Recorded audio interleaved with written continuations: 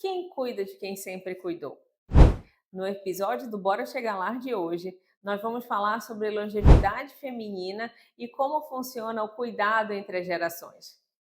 A gente precisa pensar, para começar a falar desse assunto, que as mulheres estão envelhecendo no Brasil, assim como os homens, obviamente, mas estão envelhecendo mais. Nós vivemos mais do que os homens, né? Alguns dados recentes do IBGE mostram que a mulher está vivendo mais ou menos quase 80 anos, 79,7 anos, né? E o que isso quer dizer em relação ao cuidado? Quer dizer que existe uma expectativa de vida maior, mas também quer dizer algumas coisas que ficam implícitas desde quando a gente nasceu, né, Luísa?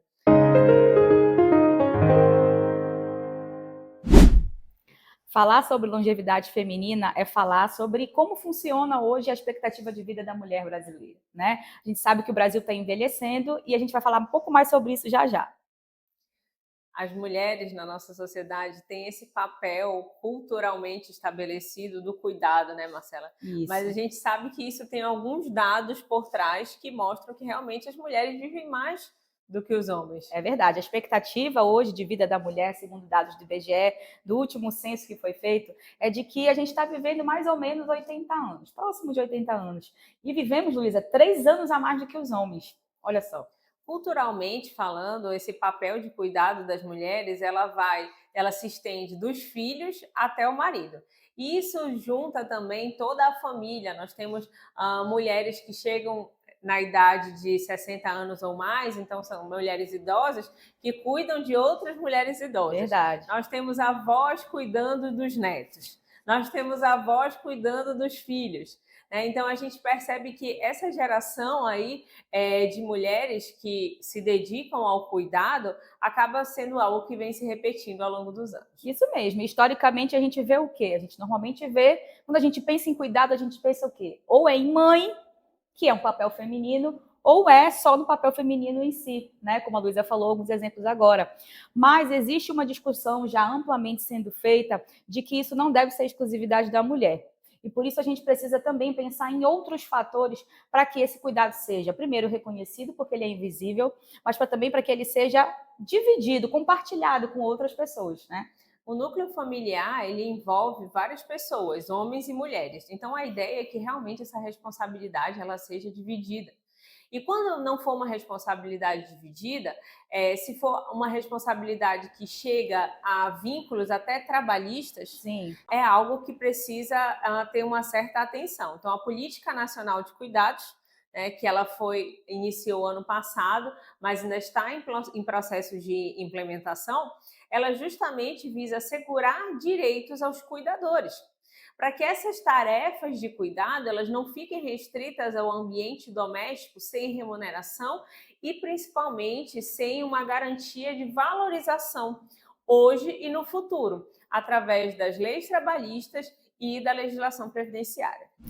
O professor Jorge Félix, que é um estudioso do envelhecimento, ele diz, os resultados das pesquisas dele, uma coisa muito interessante, qual é o perfil do cuidador, no caso da cuidadora hoje no nosso país, né? Eu vou dar uma lida aqui para a gente poder representar de fato o que o professor falou.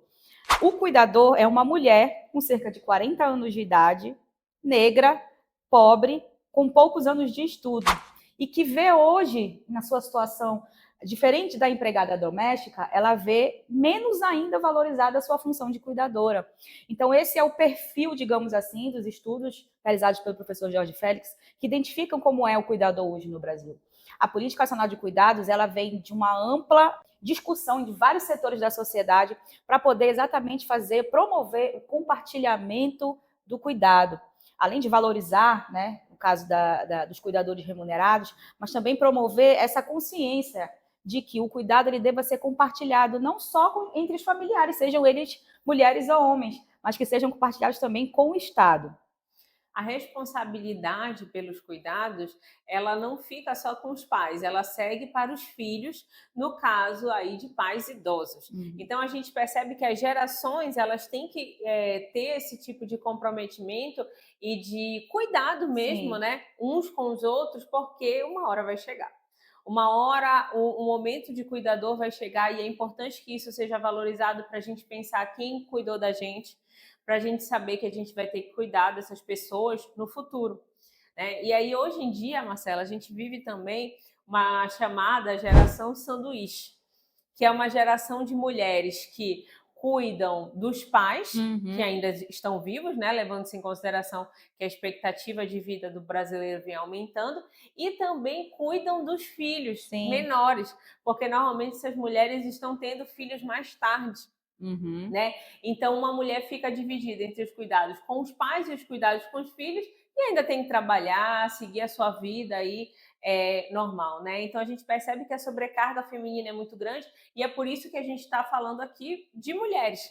Justamente porque, como tu falaste agora do perfil da cuidadora, né? Quantas pessoas nós não conhecemos com esse perfil?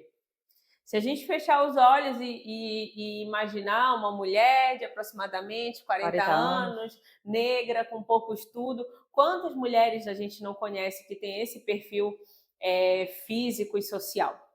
Então, chama a atenção para essa questão justamente porque a gente está num momento onde a expectativa de vida do brasileiro vem aumentando, então a quantidade de pessoas idosas vem aumentando e a necessidade de cuidado com a pessoa idosa, ela vem aumentando, isso naturalmente, isso acontecendo nos países mais desenvolvidos. Então, a gente vai chega num ponto onde, por exemplo, tem pessoas idosas cuidando de pessoas idosas. Filhos de 60 anos aí cuidando de pais de 80 anos. São duas pessoas idosas. Então, isso se deve muito em virtude da expectativa de vida do brasileiro vir aumentando a cada ano.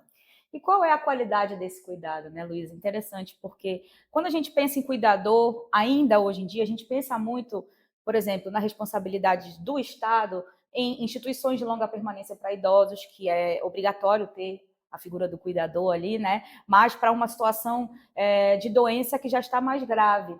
Mas os cuidados, eles não se resumem somente a situações de doenças graves. Fazer companhia é um cuidado. Você acolher é um cuidado.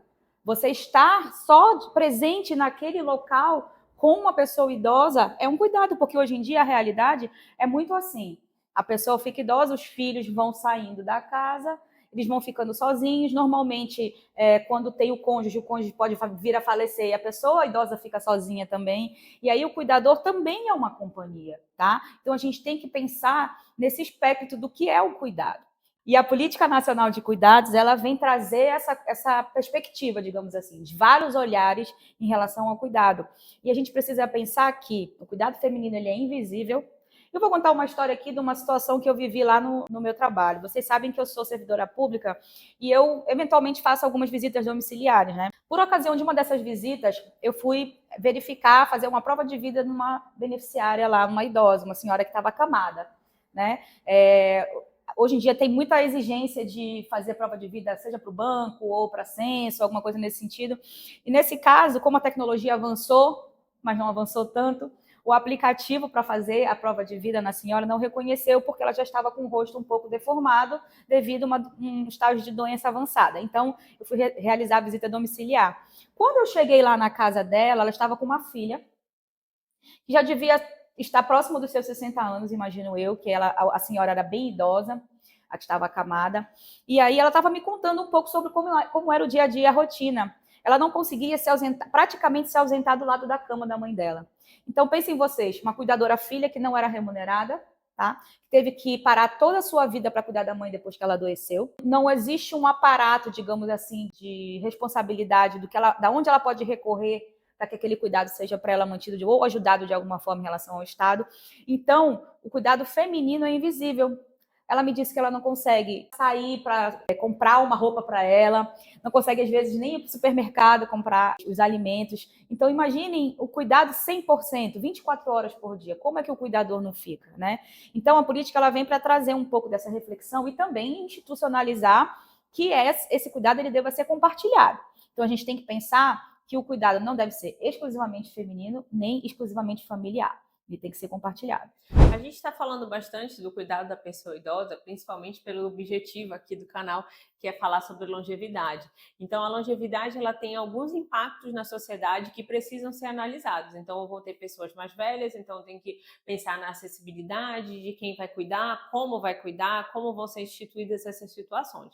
Agora, existe também o cuidado com crianças, existe o cuidado com pessoas portadoras de necessidades especiais. Por exemplo, a Previdência, no âmbito do INSS para pessoas que se aposentam por incapacidade permanente e que não têm condições, precisam de um acompanhamento mais de perto, né? Precisam aí de suporte, é concedido aí um auxílio de 25% a mais no valor do benefício, justamente pensando que esses cuidados, né, talvez uma pessoa para cuidar, enfim, seja necessário no momento de uma incapacidade. Então, a gente percebe que quem precisa de cuidado está num amplo aspecto. Você aí que está assistindo a gente, que é novinho, assim como eu, né? Ainda Como é eu jovem, também. ainda é jovem, pode estar pensando, mas eu vou precisar de cuidado muito mais lá na frente. Mas, na verdade, infelizmente, a gente sabe que a realidade não é bem assim. Então, você pode quebrar uma perna, por exemplo, e precisar de cuidado para alguém ajudar na sua locomoção. Né? Um acidente pode acontecer e a pessoa pode precisar de uma locomoção.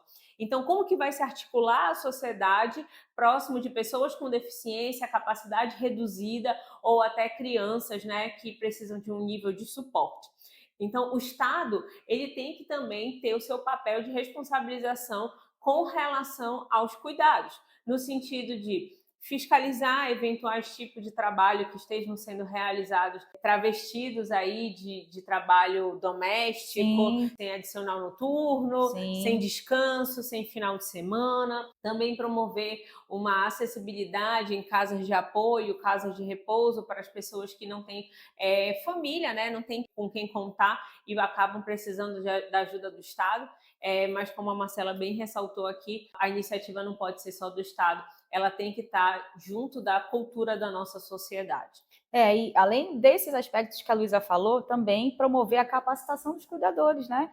Porque, claro, óbvio, se você tem um familiar que você identifica ali, que de repente precisa de um cuidado específico, especial, você não vai parar o cuidado daquele momento para se capacitar para conseguir ofertar o melhor cuidado para ele, não. A ideia é que, óbvio, você dê um suporte inicial enquanto familiar, mas que também tenha condições ou de contratar um cuidador, ou que exista dentro da própria política pública de saúde o cuidador, como existe o agente comunitário de saúde, por exemplo. Né? Então, que esteja já capacitado profissionalmente para fazer aquele tipo de atendimento. Ou que possa prestar um suporte temporário, ou que possa prestar um suporte contínuo. Então, a ideia é realmente a gente qualificar mais essa situação do cuidador, retirar o estigma de que é só a mulher. Na verdade, não é um estigma, é uma realidade, né? A cuidadora normalmente é a mulher, como o professor Jorge Félix falou, e a gente precisa também ir aos poucos quebrando essa cultura, né? Essa cultura de que a mulher é sempre a cuidadora, de que a responsabilidade é sempre feminina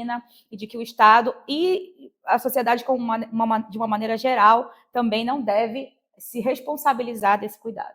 É um ramo que está crescendo bastante, Sim. né, Marcela, de capacitação de cuidadores. A gente tem aí técnicos de enfermagem, enfermeiros, médicos gerontologistas que estão aí estudando o envelhecimento. E aí também surge uma gama de outras profissões, né, que vêm envolvidas nesse ramo. Muito importante ressaltar essa questão da capacitação, porque a gente foge um pouco daquele ambiente doméstico e profissionaliza realmente as pessoas que estão aí responsáveis pelo cuidado, porque quando a gente profissionaliza, a gente lembra das leis trabalhistas, a gente lembra que tem hora de trabalho, que tem descanso semanal remunerado, que tem hora extra, né, que tem tudo isso, porque Claro. Enquanto está ali naquele ambiente exclusivamente doméstico, a gente acaba esquecendo que existe a profissão de cuidador, né, e se a pessoa estiver nessa profissão, ela tem que ser igualmente valorizada. É verdade. Então, se você gostou desse conteúdo, se você acha importante conversar sobre o cuidado e acha importante também tirar esse estigma do cuidado feminino, escreve para a gente o que você achou desse episódio, dê a sua opinião, diga se na sua família existe essa situação do cuidado feminino ou não, e o que você acha da Política Nacional de Cuidados, que a gente pode te ajudar a refletir um pouquinho mais. Continua com a gente aqui, se inscreve no canal, comenta, deixa o seu like para que a gente consiga chegar em mais pessoas que precisam saber sobre previdência e longevidade. Bora chegar lá?